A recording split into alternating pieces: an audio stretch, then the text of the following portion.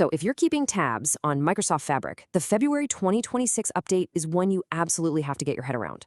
Look, this isn't your average everyday update with a few minor tweaks. No, this is a huge leap forward, and it really signals that the platform is growing up. Okay, let's dive right into what makes this update so important. And honestly, that quote hits the nail on the head. We're moving beyond that exciting but sometimes shaky preview phase for a lot of these key features. This update is all about making the core of Fabric rock solid, truly ready for the enterprise. It's a massive statement of confidence, basically saying, go ahead, build your most critical stuff here. It's ready. All right, first up, let's talk about a headache every single data engineer knows all too well. You build this amazing data pipeline in your dev environment, right? Everything's working like a dream. Then you try to move it to production, and boom, it just shatters into a million pieces. And why? Well, it's usually because everything is hard-coded. So the fix for this is actually pretty genius when you look at it. The old way, with these absolute references, it's kind of like using a full specific street address for a package. If you move to a new house, that package is still going to your old address. It's broken. But the new way, with relative references, that's like just saying, deliver it to the house I'm in right now. It doesn't care if you're in the dev house or the prod house, it just works. No more hunting down and changing those hard-coded IDs. And this is the payoff, right here. That whole process of continuous integration and deployment, what we call CI/CD, suddenly becomes incredibly smooth. You build it once in your development space, you push it to production, and the data flows just automatically hook up to the right data sources in that new spot. What this does is completely wipe out a huge, closey manual step that was just begging for errors. It's all about speed and reliability for the engineers. Okay, now let's get to the main event, the absolute centerpiece of this update. For what feels like forever, the worlds of data engineering, business intelligence, and data science have kind of lived next to each other, but they haven't been truly connected.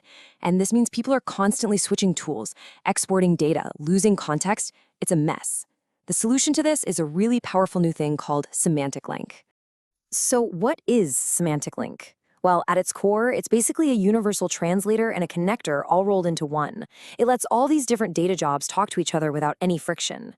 The key phrase to remember here is single connected system. It means a data engineer, a BI analyst, and a data scientist can all be in the same place, a Fabric notebook, working on the same data. It's a game changer. So how does this actually work in the real world? Well, let's put ourselves in the shoes of a data engineer.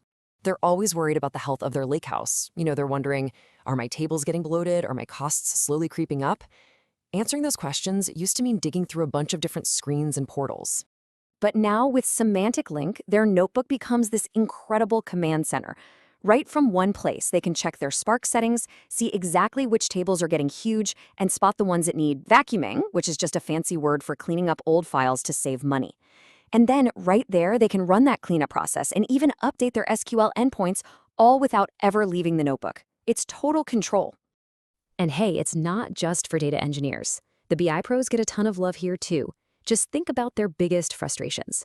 Instead of these massive, slow, full data refreshes, they can now automate targeted refreshes that only update what's changed.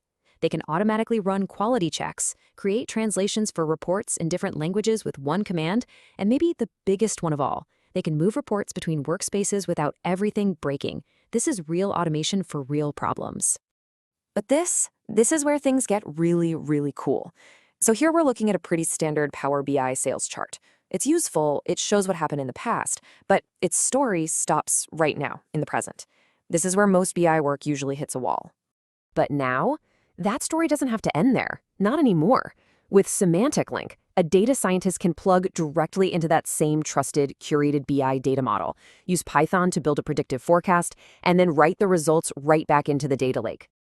And this new workflow is just beautifully simple. The data scientist uses their notebook to explore the BI data, they build their machine learning model, and they save the predictions. And then, thanks to this feature called Direct Lake, Power BI can instantly see and visualize that brand new forecast data. I mean, the wall that used to stand between business intelligence and artificial intelligence, it's basically been torn down. All right, last but definitely not least, let's tackle a really tough nut to crack in the data world. How in the world do you get real-time data from a super secure private network inside your company up into a cloud platform like Fabric? You can't just expose that data to the internet. For most companies, that's an absolute non-starter. The answer is this brand new streaming gateway. And it's basically a super secure bridge. Your private data travels through a secure pipe, like a VPN, into your own isolated part of the Azure cloud. The gateway lives inside that secure bubble and creates a private tunnel directly into Microsoft Fabric. The bottom line? Your data is never, ever exposed to the open internet. And you might think this sounds super complicated to set up, but it's actually surprisingly straightforward. You get your virtual network ready, you create the gateway inside Fabric, you point your data source to that new gateway, and that's it. The system injects the connector into your private space, and the data just starts flowing securely and in real time. This opens up a whole world of possibilities for companies with strict security rules. So, when you step back and look at everything we've talked about, the flexible references, the power of Semantic Link, that secure streaming gateway, a really clear picture starts to form. The goal here is to move Fabric from a platform where a bunch of tools just happen to live next to each other to a platform where they all work together in perfect harmony. It's a shift from coexistence to true cohesion. And that brings us to a really big question, one that goes way beyond just the tech. If the tools we use are no longer stuck in their own silos, does that mean the teams that use them don't have to be either? This update isn't just about changing technology. It's about enabling a totally new, more collaborative way of working with data. And that, well, that might just be the biggest update of them all.